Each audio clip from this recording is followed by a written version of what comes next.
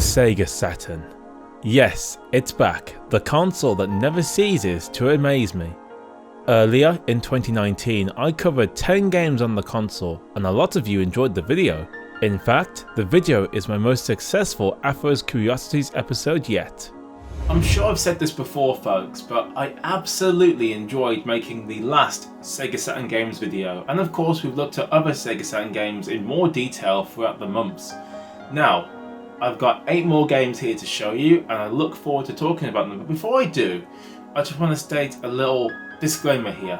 Basically, I recorded all these games on a real system using, well, component video. Yes, component, the worst connection type you can possibly get on the Sega Saturn, apart from RF, but no one cares.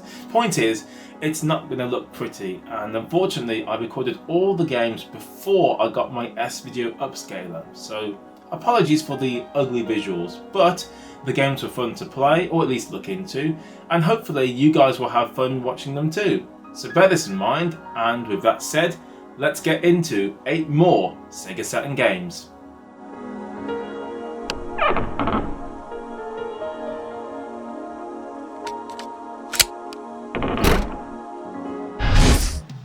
First up, let's take a look at Andretti Racing.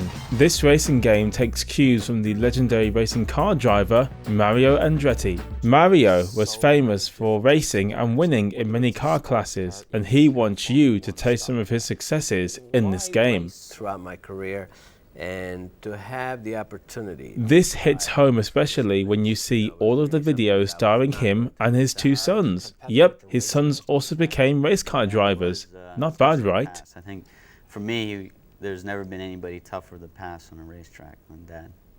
Well, it's something that what you do when you pass and stuff, you check. In Andretti Racing, you can play a variety of modes, but I stuck to single races and mainly used the NASCAR vehicles. You can also drive an open wheel car too. I will admit the amount of tracks present here is simply amazing. Most racing games at the time never had this many. I'm blown away by that actually. I also like how many options you can mess with and change. Clearly EA put some effort into making this game, right? Well, sort of. You see, I first played this on the PlayStation, but that was almost 20 years ago now.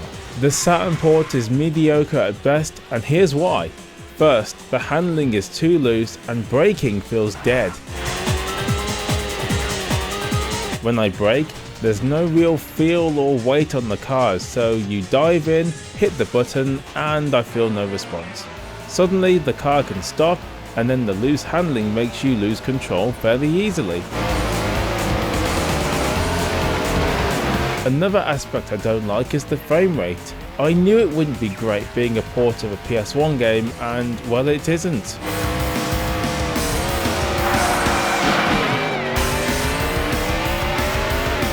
The game looks jerky in motion and adds to the difficulty of driving properly. Why can Sega Rally Championship look and run well, but not this? I do like the damage engine though. It's pretty decent, and the cars can look pretty beaten up if you're too crash happy. The artificial intelligence is fairly tough if you want it to be, although you will lose more often to the poor handling, if anything else.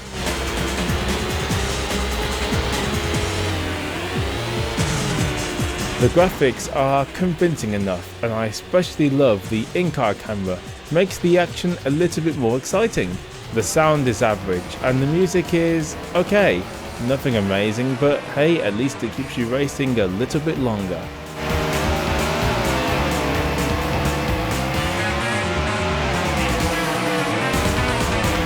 Andretti Racing is mediocre overall, and while not the worst game ever or anything, I'd say don't buy this unless you get it cheap or you just need some kind of a racing game on the Sega Saturn.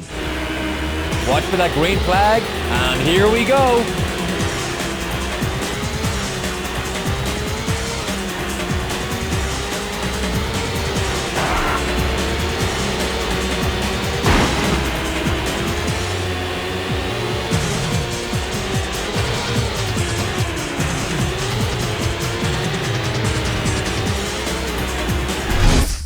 We all know SimCity, right? Of course we do. It's that popular sim building game that's a lot of fun. Now you can experience the fun on the Sega Saturn. Sweet! This is going to be awesome. So awesome in fact, this game will change your life forever. Oh god, who made this? Maxis? Oh dear, they didn't know what they were doing with this port. It's just horrid. First off, the loading times are just awful. The game takes its sweet time to load.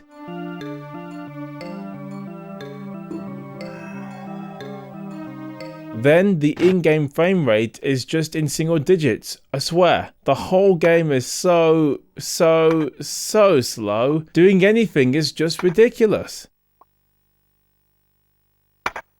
The music just goes away and never comes back. Trying to build anything simply doesn't work due to the catastrophic frame rate and bad controls. The buttons are hard to use and the button placement and functions are broken. Half the time I had a hard time selecting the zones I wanted to use. I never successfully got a city going because it was far too difficult and slow to actually perform this task. That tells you all you need to know about this port. The graphics are okay, but my god, Maxis did a poor job of this port. But I look online at other videos and people seem to love it. I'm clearly missing something here, surely. Either way, I'm so far not happy with my SimCity 2000 experience. I will say maybe this PAL version is the problem, or perhaps maybe I need to give it a bit more time. Who knows? But I'm disappointed all the same.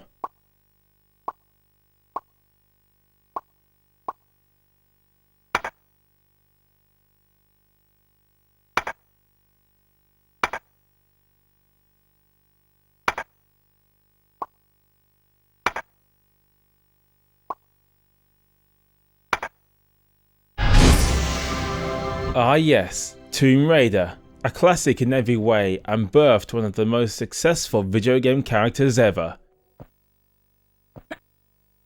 The Saturn version was released first, making this the original version of the first game. The PS1 version came later and well, she's synonymous with the PlayStation now. So, Tomb Raider sees you playing as Lara Croft, who is seeking rare treasure.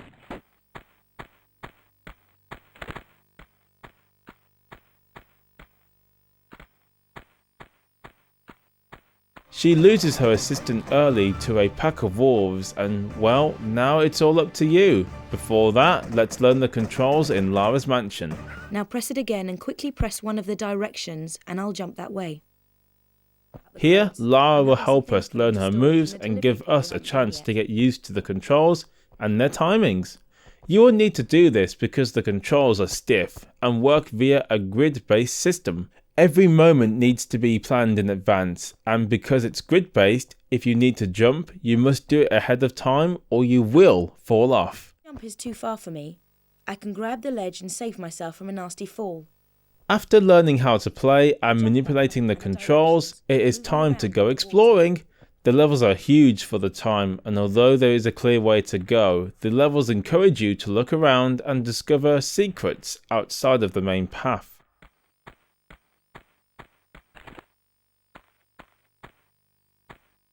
A compass will help guide you should you end up lost. Of course, as you explore, mean things will try to end your living days, such as spikes that shoot from walls,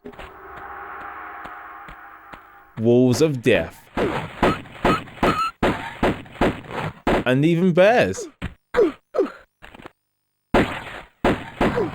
and bats, or drowning, or 4 damage. Good thing Lara has unlimited pistol ammo and can pick up more powerful weapons later in the game.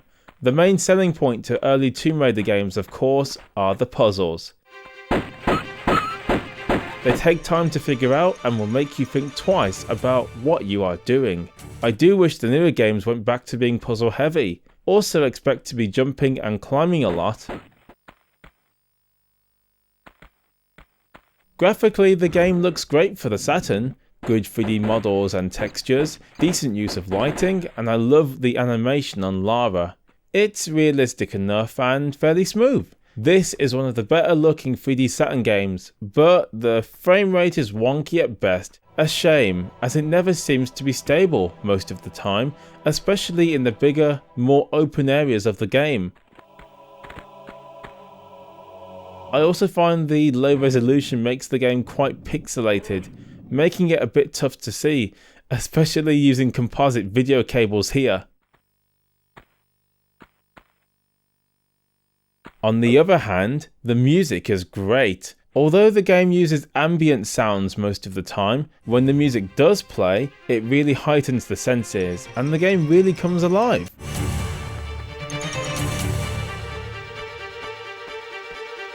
It's funny because sometimes nothing of note will happen and yet the music makes you believe otherwise.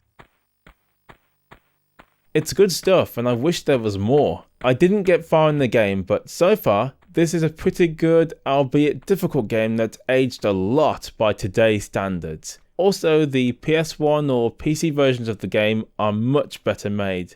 If you can find this at a good price though, don't pass up the Saturn version of Tomb Raider. It's still a good time, all things considered.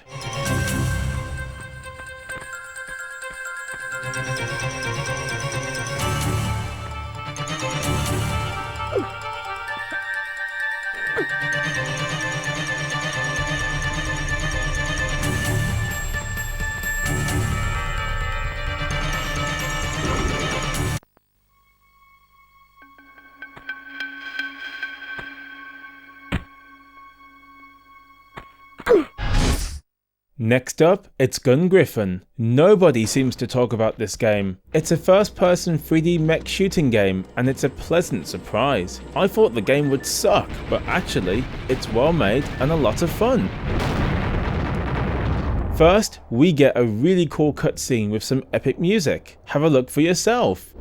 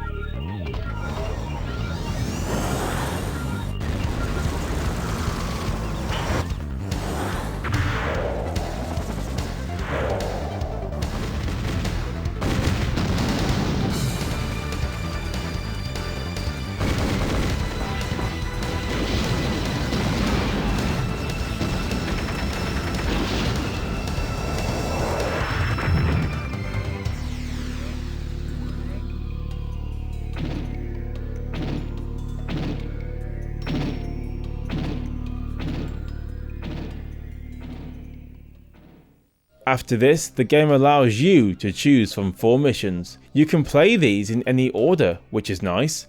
Each mission has you finding targets, destroying them, and trying to survive the battlefield. Where do I begin with this game then?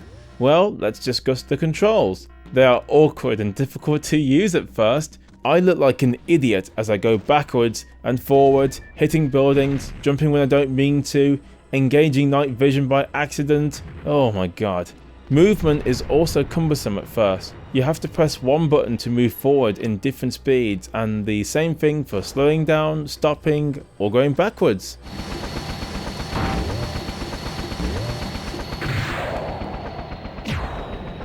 Eventually, you do get used to everything, and when you do, controlling a walking battle robot is awesome.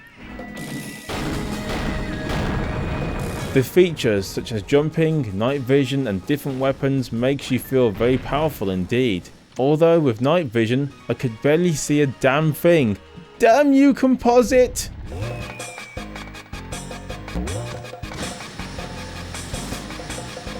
I have to say, the presentation here is outstanding.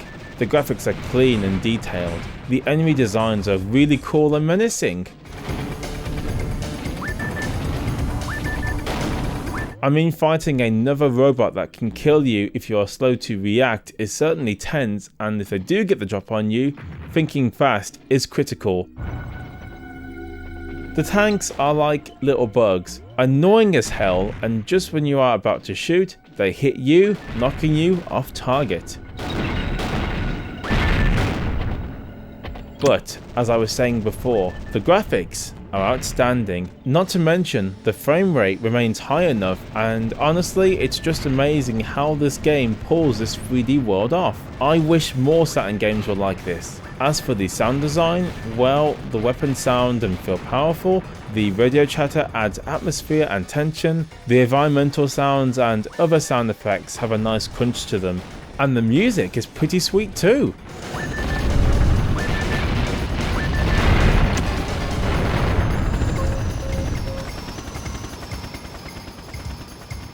All in all, Griffin is recommended. This game grows on you, and well, who wouldn't want to play as a giant battle-hardened robot?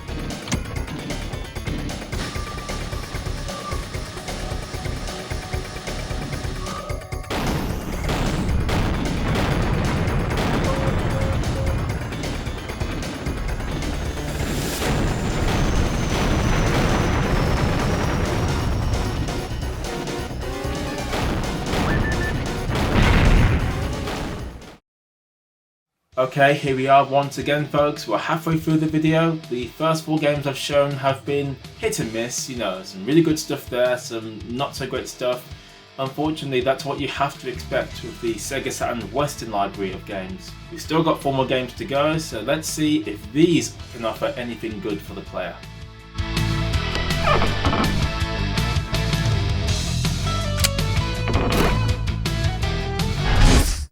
I'm sure you guys remember Fighting Vipers, right? Of course you do. Most of you wanted me to cover it in greater detail, and now we have this gem. What is Fighters Megamix? It's Fighting Vipers, but better.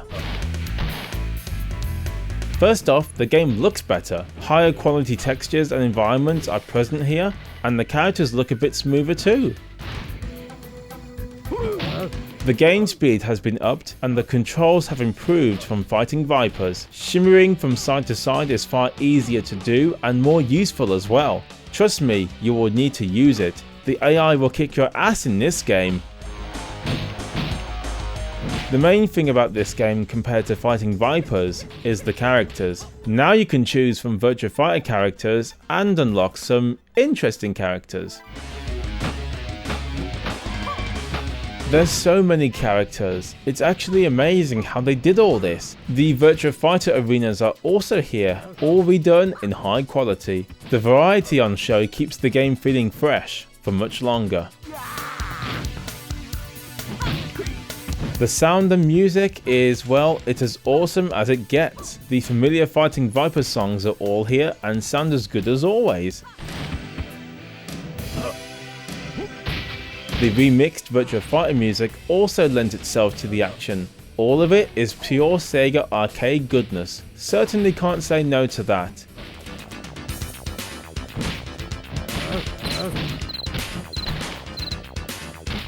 Now, this portion of the review might seem short, but that's because the game is more of the same, just improved in every aspect that could be done. Fighters Megamix is super recommended from me. What a fantastic game indeed.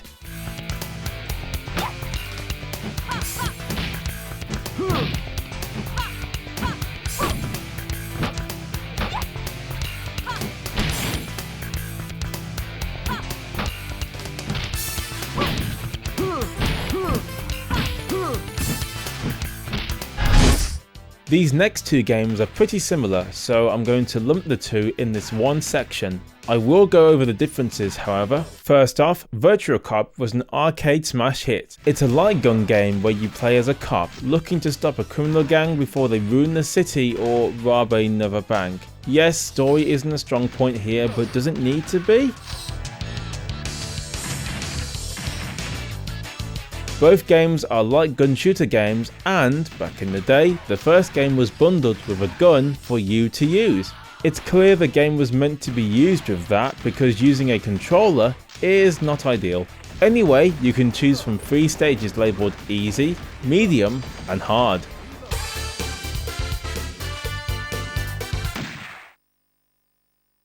You can go in any order you like, which is a neat touch. How the game works is simple. The game auto-targets enemies for you, and you shoot. There's no cover system here, so you will be out in the open as an easy target. As the screen zooms in and out, the reticle will change colour. This is an indicator letting you know how close a baddie is to shooting you. If it goes red, they will fire. The aim is to shoot before they do. Honestly, with a controller, it is hard to keep from getting hit. It's too slow to move and you never get a chance to move the reticle fast enough. The result was I always got shot before I could even do anything. As you expect, the game is punishing difficulty wise. I mean, it's pure arcade fun, but God almighty, the game will end you.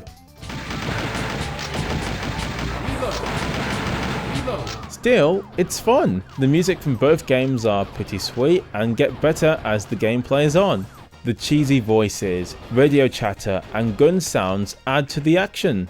It's almost like a 90s cheesy action flick.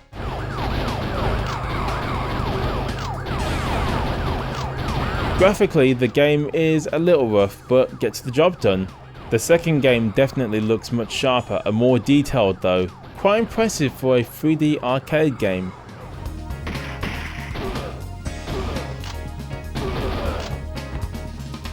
The second game differs in one area mainly. You can choose different paths throughout the level.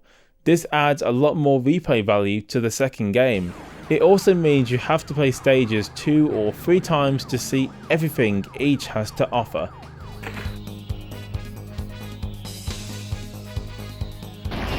Ultimately, both games are worth picking up if you like good light gun shooters. If you can get the gun working on a CRT, it'll be a blast. Oh, I also forgot to mention, it supports 2 players. You and a friend can now kick some ass together.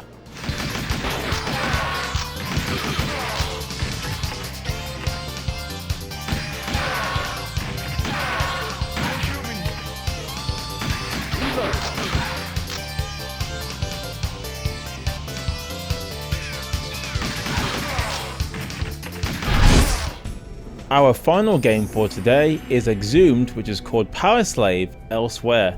It's a port of the MS-DOS game of the same name. Can you guess who made this game? No, it's not Ubisoft. It's Lobotomy! The same people who also ported Quake, or Saturn Quake as I call it, and Duke Nukem 3D on the system. Will this be a great game too? Let's have a look. The story is interesting. You are in a group looking for treasure in Egypt when things go a bit wrong. Essentially, you end up split from the group and on your own. Now you have to save the world from this power ending up in the wrong hands.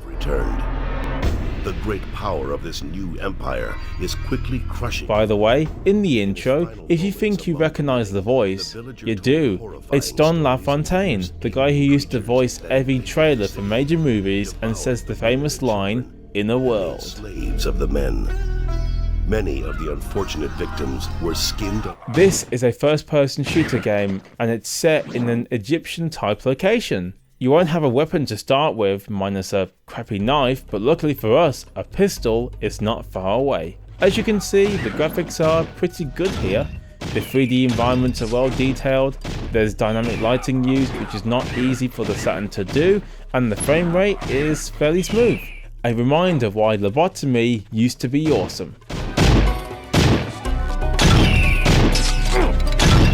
The controls are quite similar to other games by Lobotomy, which is to say they're easy to grasp and every function is laid out in an intelligent manner. Safe to say this game is looking good so far.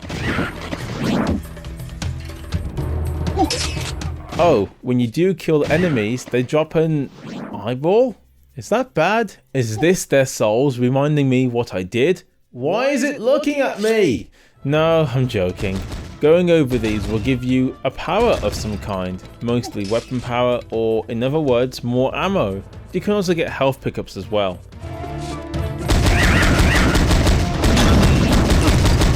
Eventually, you will bump into King Ramses, who will help point you in the right direction and give you more details as to what is happening in the story.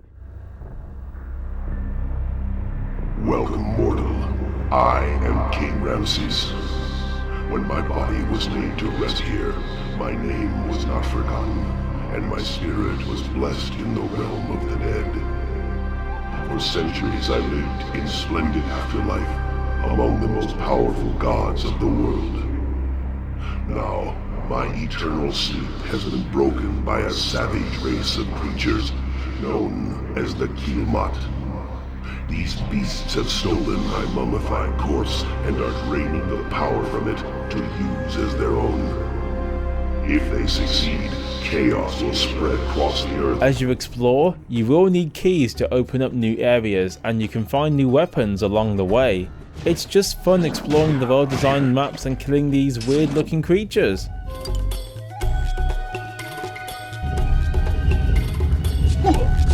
The one that throws blue balls at you is quite annoying to fight, but I always shout Kamehameha. Sorry. The weapons all feel powerful too. Listen to this.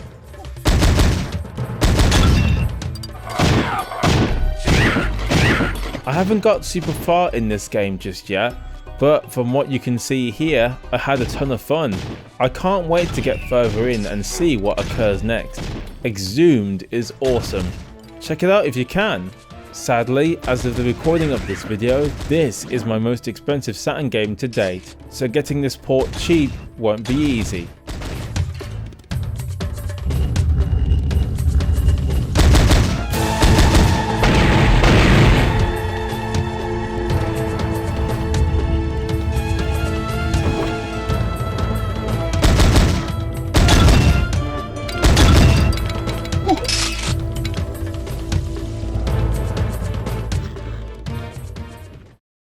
Well folks, that's it. 8 more Sega Saturn games in the bank, and I have to say, it was a lot of fun to cover them all. Yes, some of them were not that great or mediocre, or better ports of the same games exist elsewhere like PlayStation, but it's always interesting to go back and revisit the Sega Saturn library. After all, most of us never owned the system, so for me to actually have the system right here playing it is just, well, it's a dream come true. And the more I play the Sega Saturn, the more I love it, simply because it's just got something about it that's so unique, and the games that are good are really, really good. And unfortunately, some of the games never made it to other systems. And that's why the Sega Saturn is so important to me. That being said folks, I think my next task is to get a action replay card and then to try and get some Japanese import games. I think that would be a great video to do. After all, most of the really good Sega Saturn games were only released in Japan. Anyway, what do you think of the system? Did you still enjoy this video? Did you enjoy the games that I showed off in this particular video? Would you get your own Sega Saturn? Well, you better do so because they're running out fast, boy. Anyway folks, until then, let me know and I will see you in my next video.